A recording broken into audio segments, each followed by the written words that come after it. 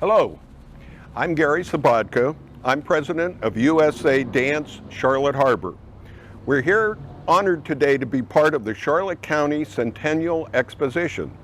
Before we enter, I'd like to tell you some of the facts that we learned about the Punta Gorda Women's Club. Judge William Fenimore Cooper donated the land for the club in the late 1800s.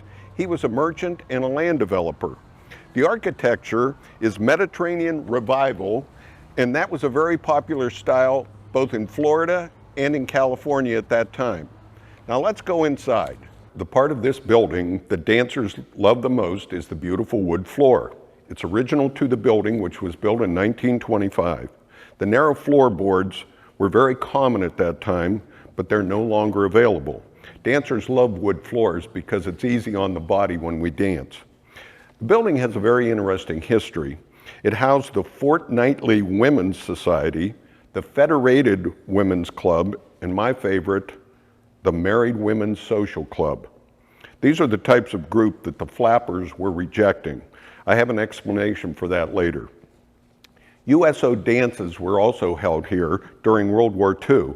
There was an Army base out at the Punta Gorda Airport, and they trained young flyers. When we dance here, we feel the spirits of those young soldiers taking a break from the war. The Women's Club is on the National Register of Historical Places.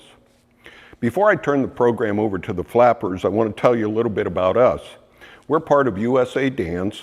It's a nonprofit that provides professional ballroom dancing lessons at a very reasonable price. Every Wednesday, our instructor, Natalie Lemoyne, teaches basic ballroom line dancing, and intermediate classes in smooth and Latin. The classes change each month. We're extremely lucky to have Natalie as our instructor. She is also our entire advertising and publicity department. She and her husband moved here from France many years ago. They are professional dancers and have a studio in Paris, and they both have achieved many awards for their dance performances. We are on Facebook, Meetup, in the Florida Weekly, and the Chamber of Commerce newsletter. You must register in advance because we follow CDC guidelines and we are limited to the number of students that we can have in a class. Dancers, you may now enter and take your places.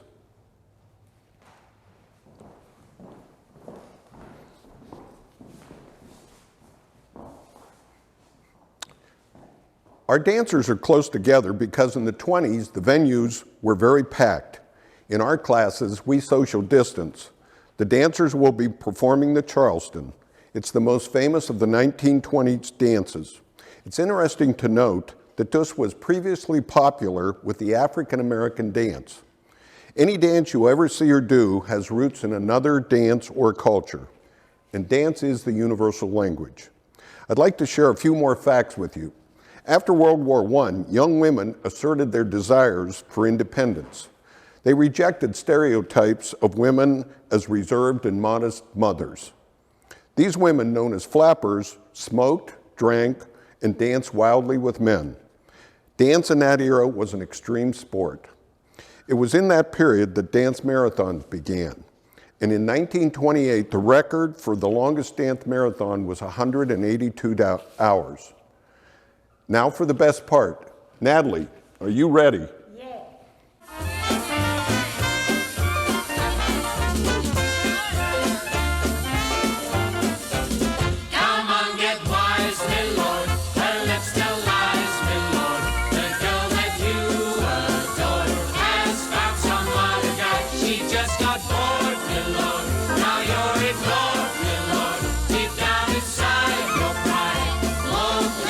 Say goodbye, that southern belle, Lord, has